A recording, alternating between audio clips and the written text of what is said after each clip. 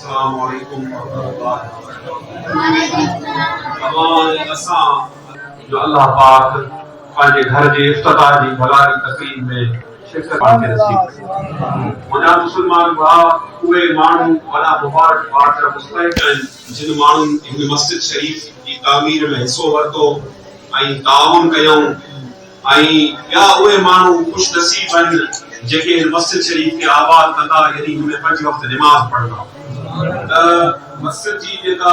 तामीर आहे ऐं मस्जिद जी जेका ठहण जी फज़ीलत आहे उहो तमामु वॾी फज़ीलत आहे। हदीस शरीफ में अचे थो महबूब करीम सल्लल्लाहु अलैहि वसल्लम सां अल्लाह साईं इहो वादो फरमायो आहे त मुंहिंजा महबूब तो तव्हां सां वादो कयां थो त जेको ज़मीन ते मुंहिंजो घर ठाहींदो आउं उन लाइ जन्नत में महल ठाहींदुसि। उन ते फुक़हाए किराम लिखियो आहे त लाज़मी कोन्हे को मस्जिद का तमामु को वॾी ठाराए नंढी ठाराए पर जंहिंजी जेका तौफ़ीक़ आहे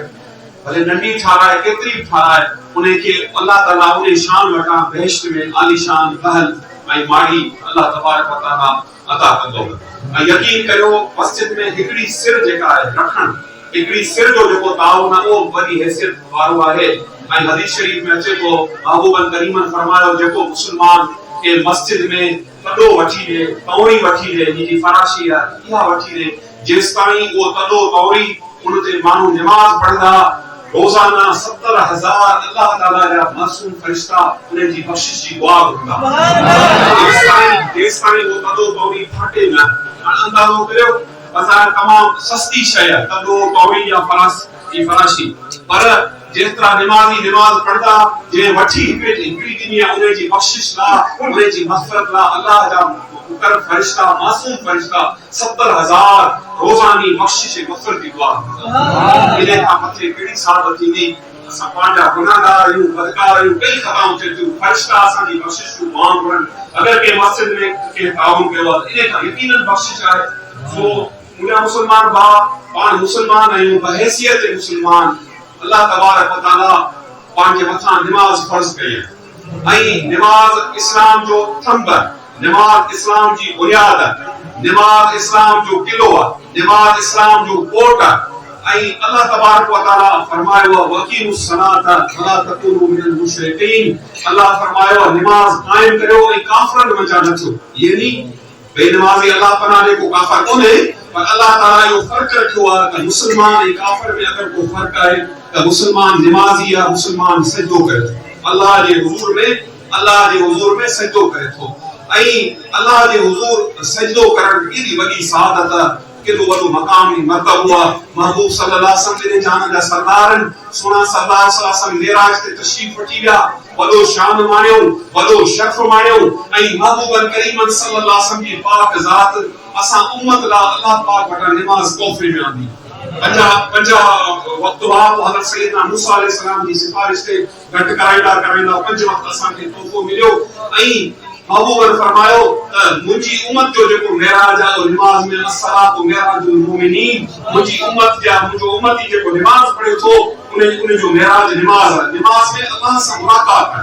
हज़रत सैयदना इमाम रब्बानी मुजद्दिद अल-फसानी रज़ी अल्लाह ताला अन जे नाले सां ही मस्जिद मंसूब है उहे फरमाइन था त मोमिन खे जेके बि क़ुर्ब इलाही जा दर्जात हासिल थियनि था नमाज में सजदे में हासिल थियनि यानी मुराक़बा ज़िक्र फ़िक्र सब ॻाल्हियूं पंहिंजी जाइ ते पर नमाज फर्ज़ है ऐं फर्ज़ जी तमामु वॾी अहमियत हज़रत मुजद्दिद पाक नमाज जी फज़ीलत में मक्तूबात में फरमाइन था त हिकिड़ो तूं फर्ज़ नमाज के पेश इमाम के अल्लाह जे बाने जे पोयां अदा करी तुंहिंजो हिकिड़ो फर्ज़ नमाज जमात सां अदा करण सूफ़ी जे 1000 चिल्लनि खां जेके वो खिलवत में अदा करे 1000 ज़िक्रन खां 1000 मुराक़बन का वधीक अफजल है। जो तो फर्ज़ नमाज के मस्जिद में के इमाम के पोयां अदा करे नमाज अंदाज़ो करो त सूफ़ी माना अल्लाह जा जेके वली अल्लाह जा नेक बंदा अल्लाह जो जेको ज़िक्र कंदा जंगलन में वही चिल्ला कशियूं कंदा पर फर्ज़ नमाज जी केॾी वॾी फज़ीलत आहे जेको तूं पंहिंजे घर मां अची मस्जिद में अदा करे इहा नमाज जी फज़ीलत ऐं नमाज जी एॾी वॾी फज़ीलत पाण में हिकड़ी कोताही आहे सुन्नी मुस्लमाननि में बिलख़ुसूस नमाज ॾाढो घटि हूंदो आहे असांजो। सो मुस्लमानो ऐं जिनके खुश नसीब इन पारे में मस्जिद शरीफ में प्यार जेके पारे खां आया जिन में नमाज जी कोताही है अज अल्लाह जे बैत में पांच सब यो वायदो कयो त नमाज पंज वक्त पाबंदी से पढ़दा इंशाअल्लाह इंशाअल्लाह नमाज का सवा कुछ को में असल किबला हज़रत साहब रज़ी अल्लाह तआला नो जिन मानो ॾिठा ज़ियारत कई मुके याद हर वक्त हर लम्हे वटि जेको माण्हू मुलाक़ात लाइ ईंदो दुआ लाइ ईंदो मुरीद थियण ईंदो या कंहिं कम लाइ ईंदो माण्हू का पुछदा बाबा नमाज पढ़ी थो ऐं को दुआ तावीज़ को वठबो माण्हू फरमाईंदा इब्राहिम जान जो तावीज़ को के असर कोन कंदो जे करे नमाज सुभान अल्लाह ई तावीज़ कुछ कोन कंदो तो ई तावीज़ हीलो हालांकि कुरान अल्लाह जे वली जे हथ सां लिखियल कुरान असर कंदो पर कोई समझानी हिकड़ी नसीहत नमाज जी एतरी नमाज जी ताकीद कंदा हुआ एतरी नमाज जी ताकीद कंदा यकीन करियो सदन सजी जिंदगी पाण फरमाईंदा असां के बाबा को 7 साल जी उम्र खां समझ वारी उम्र खां नमाज शुरू कई अज मुजी उम्र 90 साल मुकरर नमाज पढ़ा यकीन करियो बीमार हुआ पूरा मुबारक सुजल्ला मौलवी साहब खबर काफी माण्हू वीलचेयर ते ऊपर वठी वियोस मस्जिद में नमाज अदा करता ऐं पूरे शरई उज़ूर माण्हू वही नमाज पढ़े माण्हू कुर्सी ते पढ़े डॉक्टर मना कयो तॾहिं पाण कोशिश करे उथी भी नमाज पढ़ंदा मूंखे तकलीफ़ केॾी थींदी फजर नमाज करे करे तकलीफ़ घणी हूंदी ऐं हवेली में के वुज़ू कराया ऐं नमाज पढ़ायो मूंखे यादि आहे गोदन की तकलीफ़ आर्थराइटिस की गोदा तमाम सुजल आहे तमाम भरी खेल तकलीफ़ हथ कोन लाए सघंदा पर वो सजदो एॾो मोहब्बत सां अल्लाह जो सजदो अदा कंदा एॾो सजदे में पाण रोईंदा हुआ मूंखे यादि आहे पेशानी मुबारक सजदे में रखंदा एॾो रोईंदा हद हिसाब खां मथे गिरियो फरमाईंदा अल्लाह सां जे हुजूर में करे करे तकलीफ़ जे आऊं के झले ऐं जेल मुबारक में झलिया के सजदो कराईंदोस आखिर वक्त अस्पताल में शदीद बीमार आ बेहोशी वाली कैफियत हुई पर जॾहिं नमाज जो टाइम थी यकीन करियो पाण नमाज जे टाइम ते सुजाग थींदा असां खे फरमाईंदा हुआ बाबा मूंखे वुज़ू कराए नमाज ये करे नमाज पढ़दा हुआ वो वरी बेहोश थींदा वरी की नमाज वरी के नाओश अल्लाह से पंहिंजे दोस्तनि जी ॾिसो इबादत की नमाज की केॾी हिफ़ाज़त जेको अल्लाह सां सच्ची मोहब्बत करे थो जेको नमाज पढ़े थो अल्लाह से उनकी केॾी इज्जत रखे थो उनकी केॾो खुशनसीब तो तुझी पेशानी अल्लाह रब्बुल इज्जत जे आगे झुके रब जी दरबार में अल्लाह ताला जी हदीस की कुदसी है हज़रत सैयदना इमाम मोहम्मद मासूम रुस्का रज़ी अल्लाह ताला अन्हु मक्तूबात मासूमिया में नकल फरमाया पान फरमाइता त हदीस कुदसी है और कुदसी हदीस रसूल असाजिदो यसजुदु अला कदम रहमान वला जेको साजिद है जेको नमाज में जेको सजदो करे तो समझणी है अल्लाह ताला कदमन का पाक अल्लाह की जात वराउल वरा सुम वराम वरा है पर तशबीह नमाजी के समझाण जी नमाज में को पाने तस्वर पाने कायम करे उनमें हदीस में तो साजिद यानी नमाजी सजदो करे तो रहमान के पाक कदमन जे मथा रहमान अल्लाह की जात पाक कदमन जे मथा अल्लाह से कदमन का पाक ज़मानी मकान का पाक अल्लाह से वाजिबुल वजूद अल्लाह की जात जेका है वराउल वरा है सुम वराउल वरा है पर इनको समझानी खातिर जो महबूब जी फरमाया ला सलात इल्ला बिहुजूरिल कल्ब हुजूर ये कल्ब का सवा का नमाज कोने यानी नमाज में जमीयत हुजे नमाज में हुजूर ये कल्ब हुजे वो हुजूर ये कल्ब वाली नमाज है जने तो नमाज में अल्लाह अकबर चई त मा सिवा जा तमाम ताल्लुकन का तू आजाद थी दुनिया में माफिया का आजाद थी वाहिदुल कहार रब जी अजमत शान अल्लाह जी किबरियाई अल्लाह जी बुजुर्गी जो तसव्वुर बदी में बुलंद अजीम बादशाह जे हुजूर में तू भी मुझे सजदे में वनी और तसव्वुर कर त ही मुजी पेशानी में अल्लाह के पाक कदमन पे रखा यकीन कर तो के सजदे में जो लुत्फ इंदो जो तो के सुकून इंदो बयान कर तो जा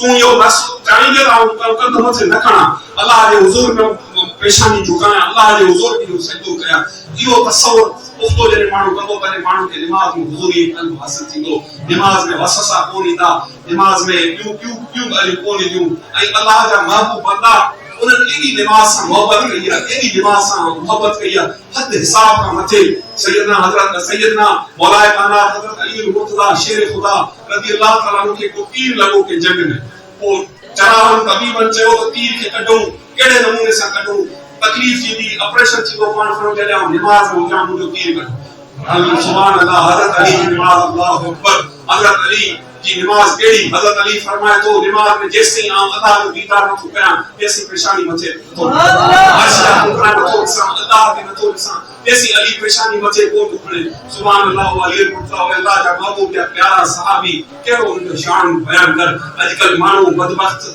ऐं जेके महबूब के सहाबा जे नाले बकवास कनि था ऐं गुस्ताखी कनि था चवंदा त रसूलुल्लाह सल्लल्लाहु अलैहि वसल्लम सहाबी पाण में नऊज़ बिल्लाह विड़ियल हुआ पाण में के उन्हनि जा इख़्तिलाफ़ हुआ बाबा को बि इख़्तिलाफ़ कोन्हे महबूब या सब सहाबी असांजे अखियुनि जो नूर असांजा इमाम असांजा आका खबरदार खबरदार ये बदबख्त ऐं बातिल जेके आहिनि जेके रसूलुल्लाह सल्लल्लाहु अलैहि वसल्लम जी सहाबा जी गिला कनि था गीबत कनि था ऐं घटवध ॻाल्हाइनि था ये ईमान खां ख़ारिज आहिनि इन्हनि जे कुफ्र में को शक ई कोन्हे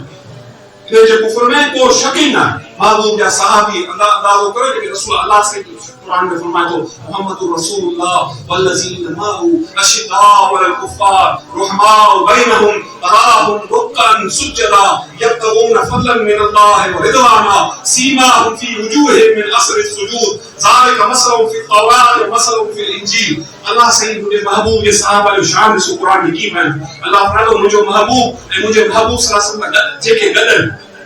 वल्लज़ीना माहू वे काफरन जे मथा तमाम सख्त है ऐं पाण में खीर खंडन अल्लाह तो फरमाए मुझे महबूब के सब सहाबी पाण में दोस्तन पाण में भावरन पाण में खीर खंडन अॼुकल्ह जो माण्हू चए थो न उहे पाण में विड़ियल हुआ उन जा झेड़ा हुआ पाण में नफ़्सानी इख़्तिलाफ़ को बि इख़्तिलाफ़ कोन्हो अल्लाह ताला फरमाए अशिद्दाउ अल्लाह ताला फरमाए तो मुझे महबूब के सहाबा के इस तराहुम रुक्का तव्हां उन्हनि खे रुकू में ॾिसंदा तव्हां उन्हनि खे सजदन में ॾिसंदा अल्लाह जो फज़ल तयार कंदा अल्लाह फरमाए तो सीमाहुम फी वजूहिहिम मिन असर सुजूद मुझे महबूब के सहाबा कसरत सुजूद सा घणा सजदा करे उन जी पेशानी ते नमाज जा मेहराब ठही वेंदा पेशानी ते एतिरा उन्हनि सजदा कया महबूब के सहाबा एतिरो गिरियो कयो एतिरी उन्हनि इबादत की अल्लाह फरमाए तो उन्हनि नामुल इस्लाम जो जिक्र अकुन आसमानी किताबन में ज़ालिका मसलुम फी तौरात व मसलुम फिल इंजील अकुन आसमानी मुक़द्दस जेके किताब हुआ तौरात जेके उल अज़म पैगंबरन ते लथा उन्हनि में मुझे महबूब के सहाबा जो जिक्र सुभान अल्लाह अजकल ही जेको वक्त यकीन करियो महबूब के सहाबा जे मथा एतिरा दुश्मन पैदा थिया आहिनि असांजे ज़ुरियत में असांजे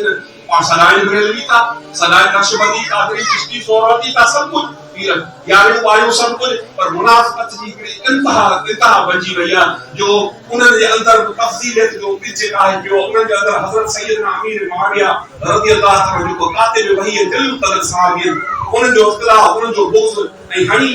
तोड़े बर्बाद करे वो शैतान किस्म जा वो पीर वो पेशवा ऐं वो जाहिल किस्म जा उन सां ॿिया माण्हू ॿिया के मौलवी ईरान जी गेट ते उन असांजे मसलक वॾो दफ़े वेठो पंहिंजो मसलक को नओं मसलक कोन्हे अॼुकल्ह जो के पीर मौलवी जो कोन्हे ठहियल पाण सवाद आज़म ऐं अहले सुन्नत जमात ठीकु आहे पाण खां जेको अलॻि थियो न पाण खां जेको अलॻि थियो उहो मसलक ऐं फ़िरक़ो आहे पाण जमात ऐं जमात अल्लाह अल जमा पंहिंजे मथां अल्लाह जो हथ आहे जमात जे मथां पाण सुन्नी आहियूं पाण सवाद आज़म वॾी जमात आहियूं तमामु वॾी जमात पाण खां जेको अलॻि थींदो न धार थींदो मसलक उन जो थींदो पाण जमात ऐं जमात हमेशा वॾी हूंदी आहे जमात हमेशा कसीर हूंदी आहे ऐं वो सुन्नी जो वॾो शान आहे वॾो शर्फ सुन्नी उहो आहे जेको रसूल जे सभिनी सहाबनि खे मञे ऐं अहल बैत खे मञे असांखे हिकिड़ो इहो एतिराज़ कंदा भई अहल बैत सां मोहबत असांजो ईमान नबी करीम जो औलाद जेको बच्चो आहे सही अक़ीदा उन जे बच्चे सां मोहबत असांजो ईमान आहे असांजे बुज़ुर्गनि एतिरे हद ताईं लिखियो आहे त जंहिंजो अगरि को माण्हू दुनिया में खात्मो बिल खैर चाहे तो वो नबी करीम के औलाद सा बुग़्ज़ न रखे दिल में कदूरत न रखे रसूलुल्लाह जो औलाद जो रसूलुल्लाह जो खून है उन सा दिल में रखे बुग़्ज़ रखियो के उनके घटवत गालायो बेगुनाह वो माण्हू ईमान सां दुनिया में सत्य हज़रत इमाम रब्बानी रज़ियल्लाहु ताला फरमाइन था सदन वालिद हज़रत मखदूम शेख अब्दुल अहद सरहंदी रहमतुल्लाह अलैहि आखिरी वक्तो नज़र जो वक्तो वालिद साहब के मुर्शिद हुआ उस्ताद हुआ और बैठा खिदमत में वालिद साहब के फरमाए मुझे का वसीयत है हज़रत इमाम रब्बानी लफ्ज़ फरमाइंदा मुझे वालिद मुझे वसीयत कई थी ऐ पुट तोखे वसीयत तो करया आऊं आले रसूल सा मोहब्बत रखा आऊं अब्दुल अहद सरहंदी आले रसूल सा मोहब्बत रखा तो ऐ आले रसूल की मोहब्बत में मुस्तग़रक़ है ऐ समझा तो मुझे निजात मुझे छुटकारो दुनिया में थींदो इन पाक हस्ते इन ज़वात कुदसिया जी मोहब्बत सा थींदो तोखे नसीहत करा तो आले रसूल सा मोहब्बत सुभान अल्लाह मुझे महबूब वचन सा मोहब्बत ये करे पाण शेर पाण खुदाया बिहक बनी फातिमा के बरकौल इमाम फातिमा अगर दावत अमरत कोई बर कबूल मनो दस्तो दामान आले रसूल ये मशहूर मारूफ है अहले बैत की मोहब्बत की दुआ है अल्लाह सैयद तू मुझे खात्मो ईमान ते कजान रसूल सल्लल्लाहु अलैहि वसल्लम आल औलाद बीबी फातिमा जो जेको औलाद ये असां जे अकाबिर असां जे फिक्र जो इमाम असां जे फिक्र जो इमाम जेजा तमाम सब मुक़ल्लिद आयो पांची गर्दन में सैयदना इमाम आज़म अबू हनीफा नुमान बिन साबित रज़ियल्लाहु ताला जो तकलीद जो तौक है पान सब हनफी है बाद में पान बरेलवी आयूं रिजवी आयूं कादरी आयूं नक्शबंदी आयूं चिश्ती आयूं सोहरावर्दी आयूं जेके जेके को स्थानीय निस्बतूं पर सब खां पहिरीं पान हनफी है ऐं सॼे आलम इस्लाम में हनफियत कसरत सां इमाम आज़म के अल्लाह से वो मकाम ॾिनो वो मर्तबो ॾिनो इमाम साहब के अल्लाह से वो दर्जो ॾिनो हालांकि इमाम साहब को सैयद कोनो को बड़े खानदान जो कोनो इमाम साहब जे जो ॾाढो हज़रत सैयदना अली मुर्तज़ा जे हक़ ते मुसलमान था ठीक है पर ॾिसो कमाई है ना कमाई ज़ात ते रात कोने बाबा ज़ात ते रात कोने अल्लाह वटि अमल जे मथां आहे अमल वॾिन ज़ातनि की इज्जत कबी ताज़ीम कबी विलायत ये गलत ॻाल्हि आहे विलायत पीर सैयद के मिलंदी ॿिए के कोन मिलंदी न न कतई न विलायत उन्हें के मिलंदी जो अल्लाह जे हुज़ूर में पेश कंदो अल्लाह जो कुर्ब उन्हें के मिलंदो ऐं अल्लाह ताला वटि जेको आहे वो तक़वा ऐं परहेज़गार इन अक्रमकुम इंदल्लाहि अत्क़ाकुम अल्लाह जो फरमान आहे रब्बुल इज़्ज़त जो फरमान आहे मूं वटि वो माण्हू वधीक पेश कंदो जेको साहिब तक़वा हूंदो उहो मूंखे वधीक वेझो हूंदो उहो मुंहिंजो वधीक कुर्ब जो हासिल कंदो त इमाम आज़म अबू हनीफा केॾा वॾा इमाम आहिनि असांजा फिक़ह हनफी जा इमाम जिन पाण खे नमाज़ पाण पढ़ूं पिया तरीक़ा वुज़ू जा गुस्ल जा ऐं सॼो फिक़ह जा बानी आहिनि हिकिड़े क़िस्म जो हज़रत नबूवत करीम जे सहाबा मां जो सैयदना हज़रत अब्दुल्लाह बिन मसऊद रज़ियल्लाहु ताला अन्हु जेके फिक़ह जा हिकिड़े क़िस्म जा बानी जो वॾा सहाबी उन्हनि जे शागिर्दनि मां वॾा अज़ीम शागिर्द आहिनि सैयदना अब्दुल्लाह बिन मसऊद जी मसनद के सिंगार हमारा कूफे में आलम इस्लाम के इमाम असांजा इमाम सैयदना इमाम आज़म अबू हनीफा रज़ियल्लाहु ताला वो केडी मोहब्बत कंदा अहले बैत रसूल सां अहले बैत सां उन्हें मोहब्बत जे ओ में अबू जाफर मंसूर अब्बासी जालिम हो खलीफो हो उन ज़माने जो इमाम आज़म के उन्हें शहीद करा सिर्फ अहले बैत की मोहब्बत वहां नो कदारो कई साईं कदारो मनसब कबूल करो काजी थियो फाजिल कोदा थियो पर साईं जे इनकार असल में इमाम मोहम्मद जे गुरूज कयो अबू जाफर मंसूर इमाम मोहम्मद अहले बैत को नफ्स ज़किया जो लक़ब तो सैयदना इमाम आज़म अहले बैत सां तमाम बड़ी मोहब्बत कमाईंदा पोइ पाण उनजी मदद फरमाई उन करे पोइ बहानो करे उठियनि शहीद करायो हिकिड़ो वाक़ियो ॿुधा लिखनि था किताब हज़रत इमाम आज़म जी सवाने हयात में इमाम आज़म पंहिंजी मस्जिद में पंहिंजे दर्स में कुफ़े में दर्स कयो ऐं सदन दर्स जो एॾो शान हो एॾो बुज़ुर्ग एहतशाम हो जो बादशाह वक़्त खे पुछी बि हथ कोन ॾींदा दर्स में जॾहिं पाण पंहिंजी मस्जिद शरीफ़ ते पाण जॾहिं तशरीफ़ फरमा हूंदा हज़ारे मुहद्दिसीन हज़ारे फुक़हा आई अलग केड़ा मरस आलम इस्लाम ने सब आलिम सब हुजूर में सूफी बड़ा बड़ा वली इमाम सुफियान सोरी इमाम अब्दुल्लाह बिन मुबारक आई इमाम हुसैन बिन अयाज केड़ा बड़ा वली है केड़ा बड़ा अकाबर सुफियान ये सब इमाम आज़म के शागिर्द है ये सब इमाम आज़म के हुजूर में बड़ा वली वेंदा साईं का इल्म हासिल कंदा शरीयत पाक जो इल्म हासिल कंदा एडो वडो साईं जो शान मकाम मर्तबो आई उन्हें में पाण के चला उठदा कोना दर्स में कोई बादशाह अची वने ने पाण सबक पढ़ाईंदा पर एक दफा शागिर्द ॾिठो इमाम आज़म पानी दर्स में हुआ इमाम अबू यूसुफ जो शागिर्द इमाम ज़ुफर बिन हुज़ैल जो शागिर्द इमाम मोहम्मद बिन शहबानी जो शागिर्द कोई उनजा चेहरा मुबारक इमाम साहब ने चंद इमाम साहब अदब सां उठी बीठो हथ वधी तज़ीम सां पी रहियो हिकड़े दफा टे दफा अरे केतिरा मर्तबा इमाम साहब ने पूछा मजलिस में को माण्हू अंदर दाख़िल को थियो ये दर्स खत्म थियो शागिर्द दर्स को किला तव्हां त बादशाह ला को उथो जे तव्हां सबक पढ़ायो था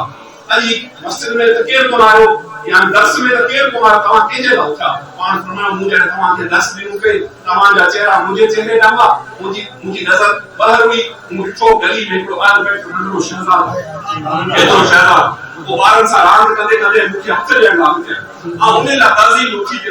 साईं तू नंढड़ो ॿार चई 5 साल जो मासूम तू मुसलमाननि जो इमाम है सभिनी मुसलमाननि जो इमाम पाण खणो आल बैठो निस्बत ही नबी करीम जो औलाद हो उन्हें आउं के उथी न दिया ये तो दलील ॿुधाए हाणे इने खां मथे मोहब्बत कहिड़ी थी ये असां खे दर्स ॾिनल असां जो इमाम इने खां मथे का मोहब्बत थींदी छा मोहब्बत तसव्वुर के नथो करे सघे मुसलमान जो इमाम जेको जॾहिं रोज़ा रसूल ते वञी महबूबा करीम जे हुज़ूर में वञी सलाम पेश करे अस्सलाम वालेकुम अय्युहा नबी व रहमतुल्लाहि व बरकातहू रोज़ा रसूल में जवाब अचे वालेकुम अस्सलाम या इमामुल मुस्लिमीन ऐं मुसलमान जा इमाम तुंहिंजे मथां सलामती जेके नबी करीम मुसलमान जो इमाम बनाए ऐं जेको एॾे वॾे शर्फ़ ऐं शान वारो वो एडी ताज़ीम रसूलुल्लाह सल्लल्लाहु अलैहि वसल्लम आल सा अतहार सा अहल बैत सा मोहब्बत असां जो ईमान यकीन करो पर रसूलुल्लाह जे के सहाबी ना वो असां जी अखिन जो नूर ये भाई लाजिम मलजूम जमात को असां जी माहून पाबूबन करीम फरमा असाबी कल नजूम बे अये इत्तबाइतु अहतबाइतु मोजा जेके सहाबी जिन आसमान हिदायत जा सितारा दी मिसल जे को लगदो हमें हिदायत का सुने सैयदना सिद्दीक अकबर रज़ी अल्लाह अन्हु उठी जो सभिनी सहाबन जो ताबईन जो इमाम अफजलुल बशर अंबिया खां पोइ सिद्दीक अकबर जेको पाण सभिनी जो इमाम महबूब करीम जो यारे दार रफीक मज़ार रसूलुल्लाह सल्लल्लाहु अलैहि वसल्लम जो सहुरो वो सरदार साहब इने आखिरी नंबर के सहाबी ताई सब असा जा इमाम जे अगर गुस्ताखी करो हजरत इमाम रब्बानी रज़ी अल्लाह अन्हु मक्तूबात शरीफ में लिखो त जेको हजरत अमीर मुआविया इमाम मालिक की फतवा लिखंदा जेको हजरत अमीर मुआविया की गुस्ताखी करतो उन समझो ये जे सैयदना सिद्दीक अकबर लिखा एतरो ही गुनाह में पता तो हजरत अमीर मुआविया सहाबी वो सहाबा जी नाले बकवास करता गुस्ताखी करता खबरदार इन जो नको को बात को नको इन जी पैरवी करो अमा कुरान हदीस असा जो सही आलिम दीन नाले सो जे कुरान हदीस सो असा ला हुज्जत अलिकल जो को पीर मौलवी को कुरान हदीस में इन जी अजमत पाके बुधाई सी कुरान में बुधाई सी हदीस में बुधाई सी इन पाक हसनी तो मुसलमानों पांजे अकीदे के पुख्ता रखो पांजे अकीदे में जबे बराबर बात देखो फर्क न समझो यकीन करो अरे केजा मुरीद हो जो दावा सा अल्लाह के बैठ में दुआ करा अल्लाह के मरी जाओ अगर मुर्शिद अकीदे का खली बने मुर्शिद के छड़े दे वो मुर्शिद गुमराह बिल्कुल गुमराह तो अकी पेरी और कलमू नबी करीम ने पढ़ो के पीर ने कलमू कौन पढ़ो असा नबो के मौलवी के बता असा कलमू पढ़ो असा कलमू रसूलुल्लाह पढ़ो अगर मुर्शिद गुमराह थी वने जियो थी वने वादी थी वने अकीदो छड़े दे तो उन्हें मुर्शिद जे पर असा को उनी बैत खत्म थी असा नबी करीम ने उम्मत थी वो तो शान शरफ ना केरो बड़ो शरफ असा के वो असली असा उन्हें महबूब ले को यानी असा एतरे हद ताईं पांजे अकीदे के पुख्ता रखो एतरे हद ताईं पांजे अकीदे के मजबूत रखदा करे इंशाअल्लाह ताला पाण कामयाब थींदासीं मुंहिंजा मुसलमान नसीहत या महबूब जो फरमान दीन है रसिया दीन नसीहत नमाज पढ़ो पाबंदी से पढ़ो यानी अल्लाह के घर के इन मस्जिद शरीफ के आबाद करो पंजो अकीदो पुख्तो रखो महबूब करीम सा वालिहाना मोहब्बत फरमायो महबूब के साहबा का महबूब करीम सल्लल्लाहु अलैहि वसल्लम के अहल बैत पाकन सा ए सब औलिया वली जेके अल्लाह जा प्यारा असा के जो नूर जेके वली हर वली के पंजो मुर्शिद समझो तो मुर्शिद पंजो जो हो इंसान की मोहब्बत फितरी हवाला है तरीकत जो कानून मानो जे कामिल मुर्शिद के हस्ते बैत हुजे तो ताले पे ये समझो तो मुझे ला वो जमीन के प्यासा तो भला मुझे ला यो सब पूजा इन्हें का इनके फैज ताले पे यो की तो रखो पर ये ना कबीर जी बेदरी कभी अल्लाह वाला की अल्लाह ने लेख बंदगी नक्शबंदी हुजन कादरी हुजन चिश्ती हुजन सोहबंदी हुजन शाज़ली हुजन जिन सिलसिले जा औलिया मशार सब सब अल्लाह दा वली असा जा के जो रूह असी उन जा गुलाम असी उन मिट्टी पैर की पानी उन जी जुती खण वाला अल्लाह दा प्यार उन जी मोहब्बत सुभान अल्लाह छुटकारो अल्लाह दे वली जी मोहब्बत से छुटकारो असी यकीन करो असा की जमात में हर वक्त का दर्स की तो लगे जेके अल्लाह का प्यारा उनसे मोहब्बत खबरदार आजकल मानो जहालत में तमाम फलाम में यहां नक्शबंदी यहां उनके तो यहां बातरी यहां उनके अरे तमाम हैसियत के लिए अल्लाह ने वली के बारे में बकवास कर अल्लाह का दोस्त वो पान में हिट देखो जिससे मेरी जान अल्लाह का वली सबने जो एको पैगाम एको नजरियो एको मिशन सब असा के अखि जो नूर सब असी उन जे बयान इन जी मोहब्बत अल्लाह के प्यारन जी मोहब्बत जन्नत की चाबी है जन्नत की कुंजी है अल्लाह के दोस्तन की जेका मोहब्बत है यकीन करो एडो वडो क़यामत के ॾींहुं हम हदीस शरीफ पढ़ी ॾिसो किताबुल फितन सियासत में हदीस शरीफ में अचे थो त क़यामत जो ॾींहुं कायम थींदो नफ़्सी जो आलम हूंदो हिकड़े माण्हू खे हिसाब किताब थींदो जन्नत ना वठी ईंदा हिकड़े माण्हू खे जहन्नम ना वठी ईंदा हाणे जो हिसाब किताब थी वेंदा आया माण्हू खे फरिश्ता गहले गुरजन सां हिकड़े खे जहन्नम में ना वठी ईंदा हिकड़े खे जन्नत ना वठी ईंदा कमल उन ॾींहुं अल्लाह साईं पंहिंजे दोस्तनि जो शान अहिड़ो ज़ाहिर कंदो वलीअ जो जे अल्लाह जा वली वॾे शान सां वॾे शौक़ सां हर वली जो बादशाह उन जे पोयां जी जमात हूंदी उन वली जे पोयां उन जा मुरीद हूंदा उन जे मञण वारा हूंदा उन जे सिलसिले वारा हूंदा उहे गॾु हूंदा ऐं वॾे शान सां जन्नत में रवाना थींदा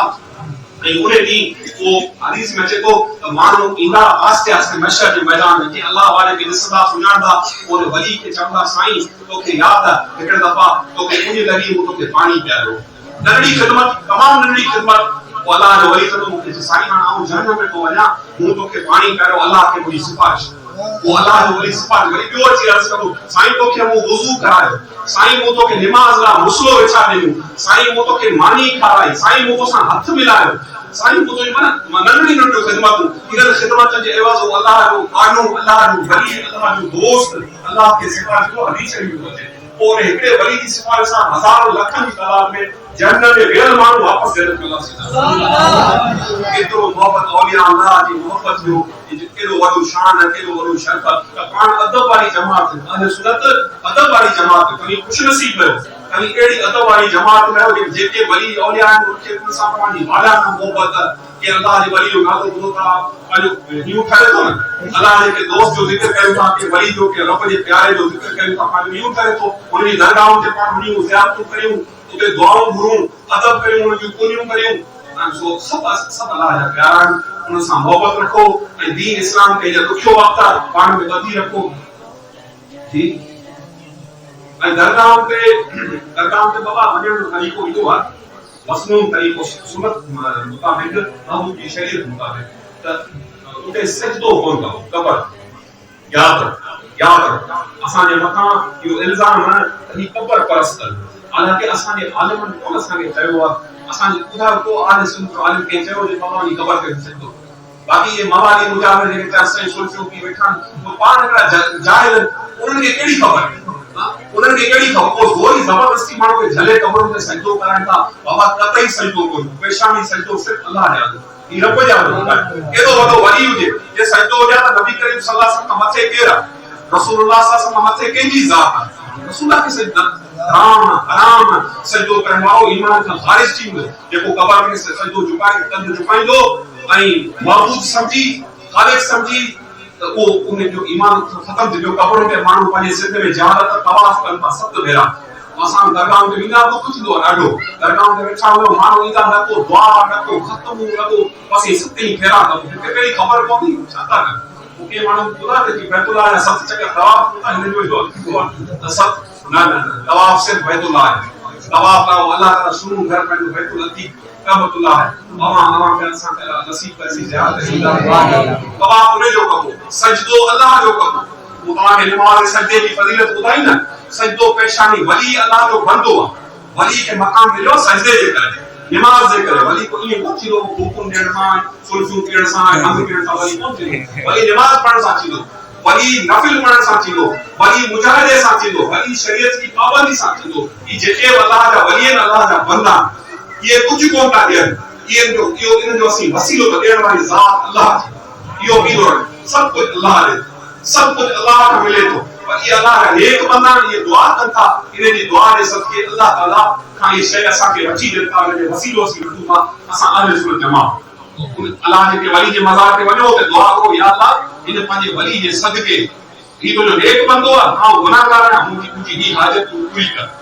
खबरदार कॾहिं बि न इहो माण्हू अल्लाह सां कंहिंखे शरीक कोन रखो अल्लाह ताला इहे ॻाल्हियूं सख़्तु नापसंद आहिनि पुख़्तो रखो अल्लाह जी ज़ात में कामिल ईमान रखो कामिल अक़ीदो रखो सचो अक़ीदो रखो इहो असांजो अहले सुन्नत वल जमात जो इहो तरीक़ो आहे जॾहिं के मज़ार ते वञो शरई तरीक़े ते वञो को ख़त्मो बख़्श करियो को दुआऊं घुरो को कुरान शरीफ पढ़ो तिलावत करो जेको कुछ याद हुजे दुरूद शरीफ पढ़ो ज़िक्र कयो कलमो पाक पढ़ो जेको कुछ याद कुरान ना याद कलमो शरीफ पढ़ो उन वली जे रूह के इसाले सवाब करियो तो दुआ घुरो इहो पंहिंजो तरीक़ो आहे इहो पंहिंजे बुज़ुर्गनि जो नस्ल आहे न इहो इन ते हलो अल्लाह तबारक व तआला जिन मस्जिद ठाही उन्हनि खे अल्लाह ताला दारनि जा अजर ॾींदो जिन में ताउन कयो ऐं हाणे ही पाणे में अगरि मुस्लमान जेके रहनि था उहे ख़ुशनसीब हूंदा जेके हिन खे आबाद कंदा आहिनि अल्लाह जे तरफ़ उम्मीद आहे त पाणे वारा जो ॿारनि ते फ़र्ज़ कोन्हे पाड़े वारनि ते फ़र्ज़ आहे पाड़े वारनि खे अल्लाह ताला तौफ़ीक़ ॾींदो ऐं मस्जिद खे पंज वक़्त नमाज़ थींदी हिते उम्मीद आहे त हिते जमात थींदी ऐं अल्लाह जो हय्य अलसलाम हय्य अलफलाह जो सुठा थियूं अमा अलैना इल्लल मलाक व आख़िर दावाना अल्हम्दुलिल्लाह